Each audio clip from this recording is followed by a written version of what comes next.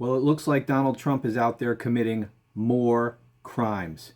As many of you know, federal law prohibits any private American citizen from essentially engaging in foreign policy, in trying to get involved in negotiations between the United States and any other foreign government. This is commonly referred to as the Logan Act. And it appears that Donald Trump is violating it as we speak. In this video, we're going to be talking about these new crimes Donald Trump may be committing. We're going to talk about the Obamas, their speech at the convention, and how they are making the lunatics over at Fox News absolutely lose their minds. And then I have some comments about the election that I want to get to. Okay, so I'm going to play for you a clip from CNN to set up this conversation about the Logan Act. Take a look at this. Yeah. We know that Secretary of State Blinken is over there right now working with Netanyahu. The reporting is that former President Trump is on the phone with the Prime Minister of Israel, urging him not to cut a deal right now because it's believed that would help the Harris campaign. Okay, so if this is true, here they're saying, reporting says, if this reporting is accurate, if this is true, that Donald Trump has been having discussions with the Israeli Prime Minister, getting him to stand down or attempting to get him to stand down from peace negotiations and not agree to anything before the election in order to help him win the election, this is very clearly a crime. There's no question about it. The only question is whether or not this is actually happening. And I'm sure that it is. I thought that this was probably happening even before I saw this clip, because this is exactly the kind of thing that Donald Trump does. This should be investigated immediately. And Donald Trump, if this is accurate, Donald Trump should be arrested immediately. This is not something that happened far in the past, because the Attorney General's office has this, Department of Justice has this standing policy. It's not a law. It can't be enforced as law, but it's a policy where they don't start investigations or file any charges within some window leading up to an election. Certainly we're within that window now. However, this is an ongoing crime. If this is happening, this is an ongoing crime that the United States is the victim of as we speak. So this would not just be about bringing a charge against Donald Trump close to an election. It would be to stop an ongoing crime that is happening right now. So to me, the policy doesn't even apply here because this is an ongoing crime. So the Department of Justice needs to be investigating this. And maybe they are, although I seriously doubt it. Unfortunately, Merrick Garland has proven himself from the beginning to be the weakest attorney general in American history, as far as I'm concerned. I mean, we shouldn't even be having an election right now between Kamala Harris and Donald Trump. Donald Trump should be in prison right now. And the only reason he's not is because Merrick Garland waited more than a year to even start investigating Donald Trump. And yes, the courts have stepped in to throw up roadblocks in these prosecutions of Trump. But imagine if we had been a year further along than we are right now, and we had this Supreme Court decision a year ago, or a year and a half ago, rather than last month. Okay? That case would have gone back to Judge Chutkan's court a year ago. He would have already been tried and convicted. Anyway, you get the point. Okay? If it weren't for Merrick Garland, Donald Trump wouldn't even be a candidate right now. So I don't really hold out any hope that Merrick Garland is investigating this, but they should. And who knows? Stranger things have happened, I suppose, and he could be under investigation. Now, this would be a difficult crime to get evidence of because ostensibly, we're talking about phone calls between Trump and Netanyahu. Now, there'd be other people who are familiar with the substance of these calls, probably in the room, probably been told about these things. There's other people who know about these phone calls, or not. I don't know. You know, I would imagine that there are. But the point is, it would be difficult to get evidence of this. But we have reporting, right? So reporters know about this. How do the reporters know about this? That's where you start the investigation. You get these, this is national security, right? This isn't some low-level crime. This is a serious crime that affects America's national security and our foreign policy. So you should get to the bottom of who these journalists are and bring them in front of a grand jury and ask them what they know. Now, you're going to have to bring them in front of a grand jury because journalists, you know, they're not going to just give up their sources. But there is no First Amendment protection against giving up your sources in the context of a criminal investigation. So bring them in front of a grand jury and ask them under oath how they know this information. And that will lead you to additional witnesses, and that's how you go with your investigation. If they refuse, then guess what? They go to jail. They can make that decision for themselves, whether they're going to, you know, answer the grand jury's questions or go to jail. Now, a lot of journalists have chosen to go to jail in situations like that in the past, but not all. And let's hope that they wouldn't go to jail just to protect Donald Trump's criminal ass. So that's what should be happening. Is it? I don't know. But this is a serious crime, and here's yet another reason why Donald Trump should be in prison right now. Okay, now let's turn our attention to the Obamas. The Obamas gave their speeches at the Democratic National Convention, and they made the folks at Fox News go insane. Take a look at this clip. There is a weird vibe going on. I can't figure it out, but I will tell you this, Greg. Barack Obama, still the godfather of this machine. He gave us Joe Biden as VP. He gave us Hillary as Secretary of State. Then he cooed Joe, put all his boys with Kamala's team, and had his wingman Holder vet Waltz. Now, the guy's a young 63. He's going to be doing this for the next 25 years. He's definitely going to interfere in this election. That's why we'll be sending Johnny to Hawaii to get the truth about the birth certificate. This time we will dig deep and find out what really happened. So they're back to the birth certificate. These people, this is obviously insane, right? This is lunacy. And I'm not going to address the substance of it. It's ridiculous on its face. But their obsession with the Obamas is really sick. And here's the thing. They're constantly, nothing is ever what it seems, right? There's always some greater conspiracy with these friggin' people, right? So it's Obama is pulling the strings. He's been pulling the strings since he left office, apparently. You know, Joe Biden was just Obama's puppet. And now Kamala Harris is just going to be Obama's puppet. And he's going to be on the scene for another 20 years. And future Democrats they're all under Obama's spell. And he controls them all like, you know, marionettes. This obviously is ridiculous. So why do they do this at Fox News? Right? Here's the reason. Because this is what the morons in their audience want to hear. And that's ultimately the problem. Imagine if their audience were normal, sane people. And then they see Jesse Waters and these guys come on and they start rambling about the friggin' birth certificate and Obama's controlling everybody and all this ridiculous conspiracy theory garbage. They wouldn't listen to it. You wouldn't sit there and watch this garbage. But the Fox News audience does, and they eat this shit up. This is what they want to hear. They love this stuff.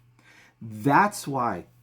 Does Jesse Waters believe this crap that he's saying to the rest of these people who are just nodding along? Do they believe all this crap? I don't know. I think some of these fools on Fox News do, but most of them don't. And we know this for a fact from the Dominion lawsuit and the depositions that came out. And all the text messages and the emails that we got to see. Where, for example, with the stolen election bullshit that Fox News was pushing, They knew it was all lies, but they pushed it anyway because that's what their audience demanded. They demanded to hear those lies. And at the very beginning, when Fox was reporting the truth about the election, they started leaving and going to Newsmax and OAN because Fox News wasn't telling them what they wanted to hear. And that is that the election was stolen, that there was this grand conspiracy all across the country to rig elections in multiple states, all under the nose of the sitting president. I mean, it's ludicrous, but this is what they believed and what they wanted to hear. And so Fox News shifted on a dime and started telling them what they want to hear. And that's why they do this kind of stuff with the Obamas. Because conspiracies related to the Obamas and accusing them of controlling everything has been, master puppeteers behind the scenes. The Fox News audience has been eating this shit up for years and years. And that's why they push this crap. The executives at Fox, they don't have to let it. I mean, they could shut this crap down. They don't, for the same reason. This is what their audience wants. Here's what I want to say about the polls and things like that. Obviously, this race is tight, or so the polls are telling us, and certainly all the pundits are telling us. I continue to think that this election is not going to be quite as close as we have all been conditioned to believe that it will be. Now, given the state of our political divide in this country, I don't think it's possible at this point in time to have huge landslide victories, like Reagan-style landslide victories or anything like that. I don't think that's possible. But I think you can have a comfortable victory. And I think that Kamala Harris is on track for a comfortable victory. And here's why. Donald Trump, I believe, is at his ceiling of support. I don't think he has any room to grow. Okay, he has never gotten above whatever he's gotten, less than a majority, 45, 47%, 47, I think, something like that, of popular votes in the elections he's run. He's never been able to break 50%. And what undecided voters are going to break for Donald Trump? Everybody knows this guy. You have an opinion about him one way or the other. And that's why nothing has moved the needle in terms of his polling. He hasn't really gone up or down at all. Now, Joe Biden was losing to him. Kamala Harris seems to be winning slightly, but ahead in most polls.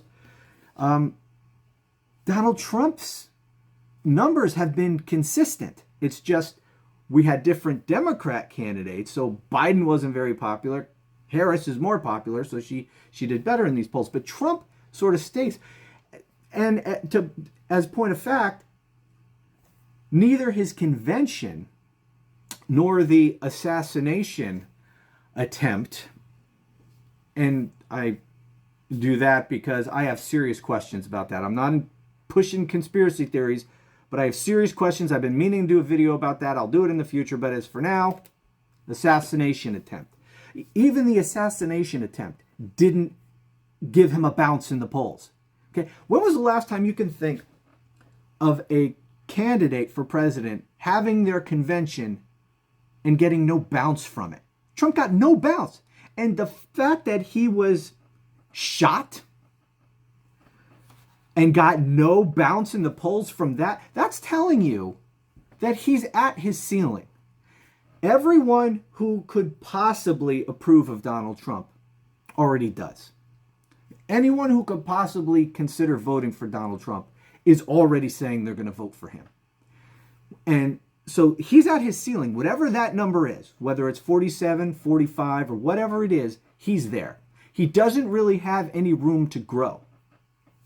And so you have these people who say they're undecided. Are they really undecided? And if they are they going to break for the guy that they've known since 2015?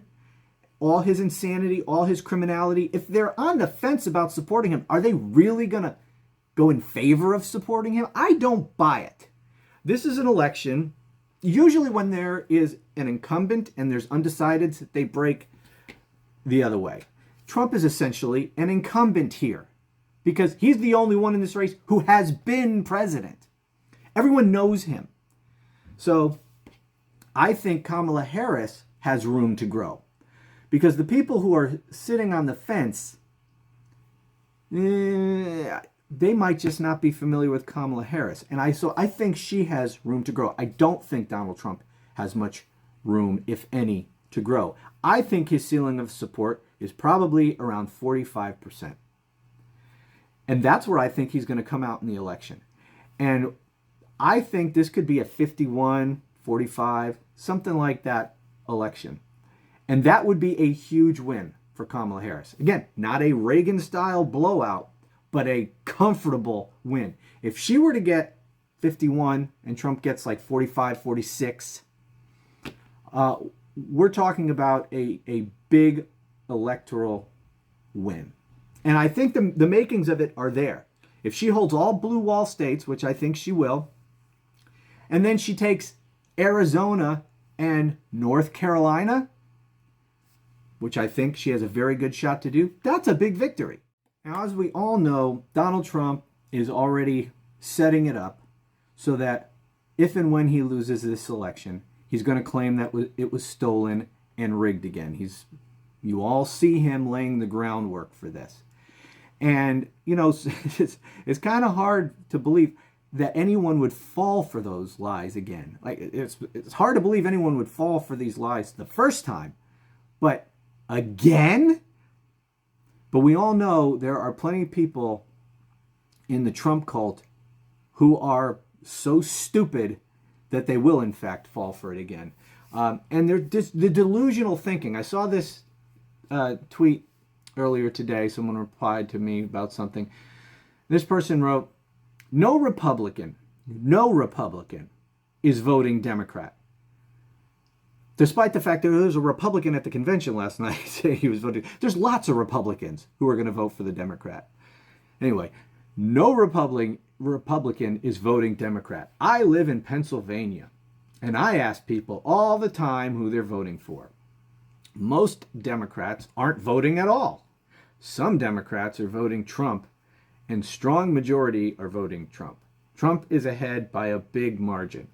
Polls are way off. So, first of all, this idiot talking to the 3 or 4 people in his circle of friends there in Pennsylvania, I guess he thinks that's some sort of scientific sample. Anyway, it's people like this guy who are stupid enough and who are cloistered within their bubble of who they know, and then certainly their information bubble. You know, this guy probably lives on Fox News.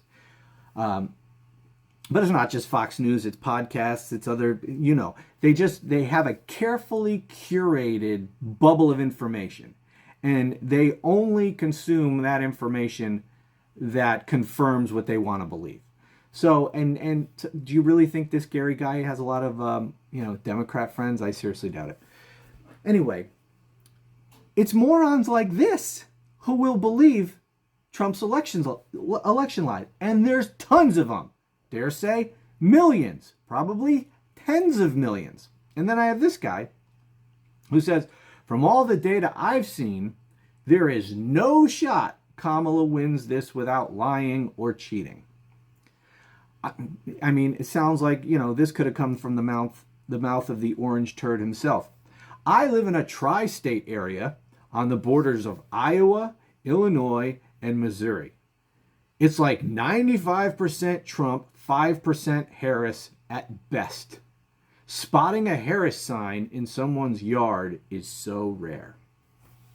So again, another guy talking to people in his bubble, and he comes to the conclusion that 95% of the people in his area are going to vote for Trump. Only 5% of people will vote for Kamala Harris. You can go in the deepest red part of this country and you're not going to find those numbers. So that's just ridiculous on its face. And then at the end here, because I've heard this a lot, spotting a Harris sign in someone's yard is so rare.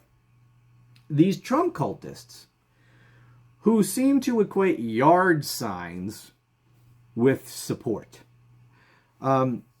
Here's the deal. Here's the thing about yard signs and bumper stickers and that kind of stuff. Most Democrats don't put up political signs anymore. Certainly not presidential election signs. Yeah, maybe they'll put up stuff for town council or state legislator or something like that. Nobody, or very few people anymore on the Democrat side are going to put up signs for the presidential election. Very few people are going to put up Harris signs. Very few people are going to put up political signs, period. And why? Because they don't want to make themselves targets for vandalism or violence from these deranged Trump cultists. Why are they going to put up a sign and just invite people to throw rocks at their house? You know, or key their car, or worse. You know that's what you're running the risk of if you put a sign up or you put something on your car. And a lot of people, you know, I live in a state that is very politically engaged. And they used to put lots of signs up here. I hardly see any signs anymore. Now they're no less politically engaged. The numbers of people who come out to vote are still very high, but they just don't put up signs anymore for exactly the reason I'm telling you. Have you noticed if you have like Facebook, you know, and have you noticed how few people and I'm not talking about on Twitter where everyone's friggin' anonymous. I'm talking about like Facebook where you have family and friends from high school and stuff like that. See how few people post about politics anymore? If your Facebook's anything like the people on mine, I used to see political stuff all the time from like high school friends and things. Never. I don't see it, well, hardly ever anymore. And the only people who do, Trump cultists. I never see anybody posting anything, you know, from a Democratic point of view. Why? Because they don't want to get attacked by these friggin' lunatics. Because they're so rude and nasty. Who wants to deal with that? Who wants that in their life? But this idea that you can gauge voter sentiment by looking at friggin' yard signs, I mean, you really got to be an idiot. And who are the people today who are more likely to put out yard signs and put stuff on their cars? We all know it's Trump supporters. Because it's a cult. It's a cult, and they want to tell everybody that they're in this cult because they're very proud about being in this cult. Anyway, that's it. Let me know what you guys think. If you have any thoughts about anything I've said here today, drop a comment below. Thank you so much for watching. Please subscribe if you haven't done so already, and I'll talk to you again soon.